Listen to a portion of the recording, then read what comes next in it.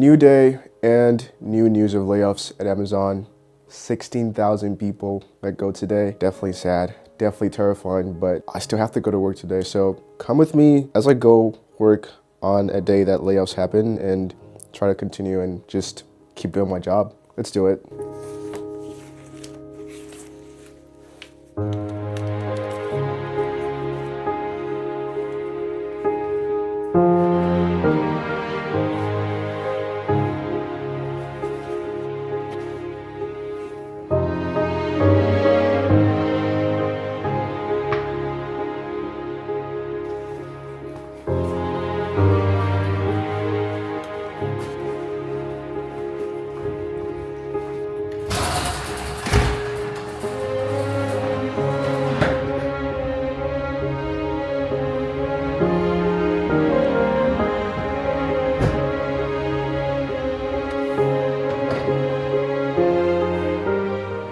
I'm back in the office today after a few days of working from home because of the winter storm here in Dallas. The roads were pretty bad, everything slowed down, especially with the ramp up in 2026, and staying home for the last few days was the right call.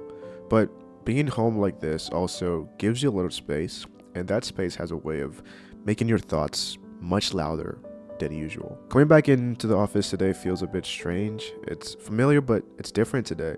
There's a rhythm to being in the office that I've kind of missed, but there's also a heaviness in the air that's really hard to ignore. I've got a long day ahead of me, fires to put out, and things that need attention right away. This is the kind of day where you don't really get to ease into it. But before all of that takes over, I just want to talk through this video. Not really to make a point or to teach anything, but to be honest, last night was pretty rough. I didn't sleep much.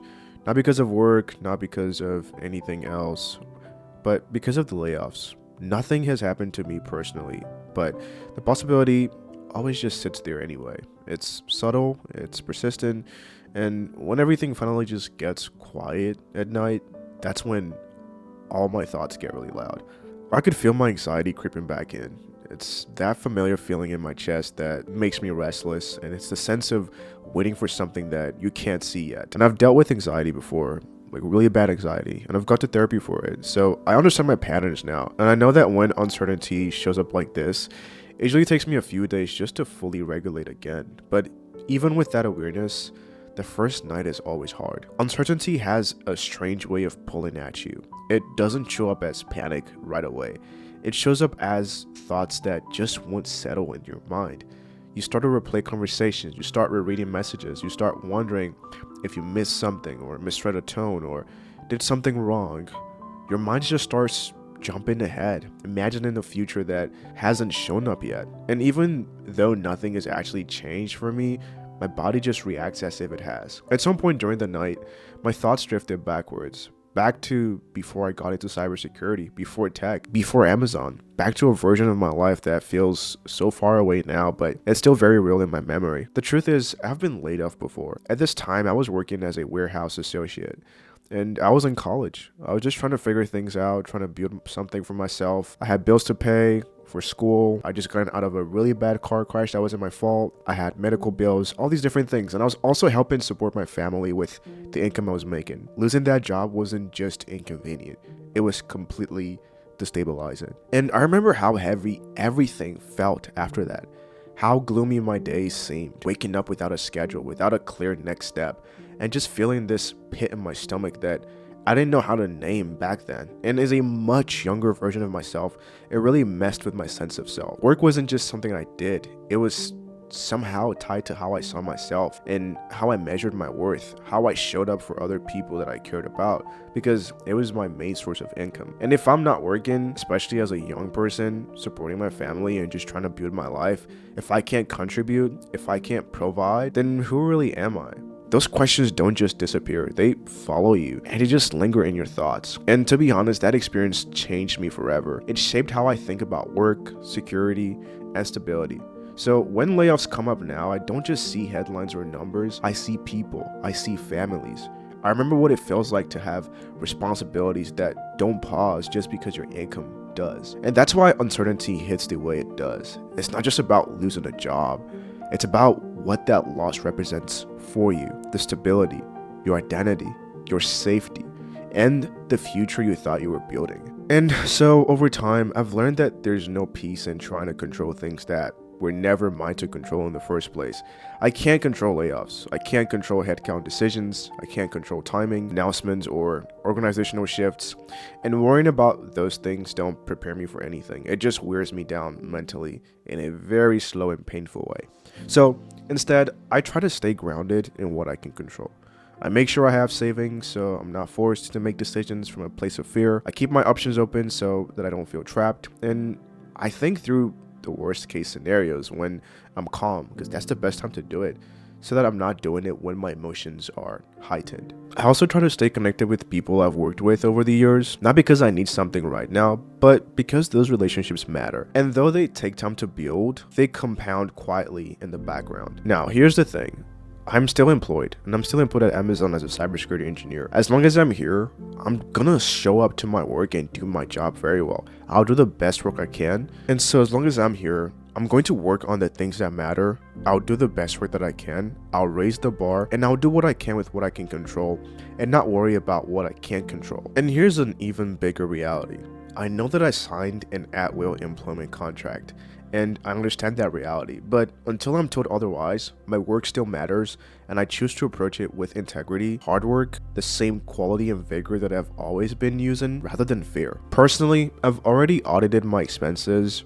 I've been doing this for a long time, all my subscriptions, my memberships, my monthly charges, and I know what would get caught immediately if income stopped for whatever reason. And I also know what I would keep because it's essential or actually helps during a job search. I don't want to be scrolling through my bank statements in a panic, just trying to stop the bleeding. I want that plan to already exist, and it's existed for quite a while now. And beyond that, I'm going to keep learning. I'm going to keep sharpening my skills, reading, building, staying curious, and not because I'm trying to chase any trends or just try to jump ship anytime, but because my growth reminds me that no matter what happens, I'm still moving forward. I'm still making progress. As much as preparation helps, the thing that grounds me the most is my faith. My life and my work are rooted in God, and I've had to remind myself of this more than once lately. If God says it's time for me to go, then that's okay. Worrying about something that hasn't happened isn't going to change the outcome.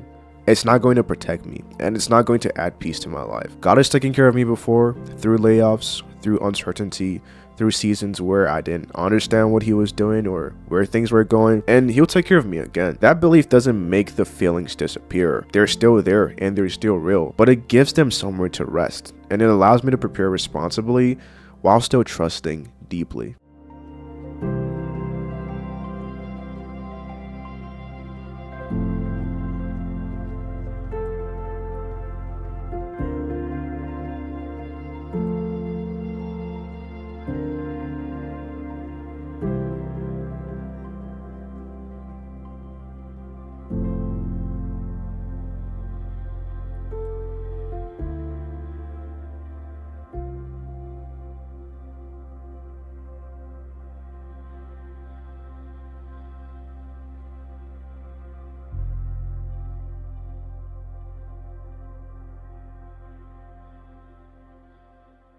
After work, I headed out to see my fiance. We hadn't seen each other in almost a week because of the weather, and I felt that distance more than I expected. I wanted to bring her flowers just as a small way to say, I missed you, and I'm glad to see you. I went to Target and they didn't have any, so I stopped by at Walmart instead. It's not ideal, but real life really is ideal. We ended up meeting at Cheddar's and had dinner together. Nothing really fancy, nothing planned, just sitting beside someone who knows me, who grounds me, and who reminds me that life is bigger than whatever season I'm in right now. It was very important. And after a week filled with all the storms, the uncertainty, long days, the layoffs, that moment felt like a reset and a reminder of what actually mattered. If you're watching this and layoffs are weighing on you, I want you to know that you're not alone. It's okay to feel unsettled. It's okay to need time to process. You don't have to have everything figured out today.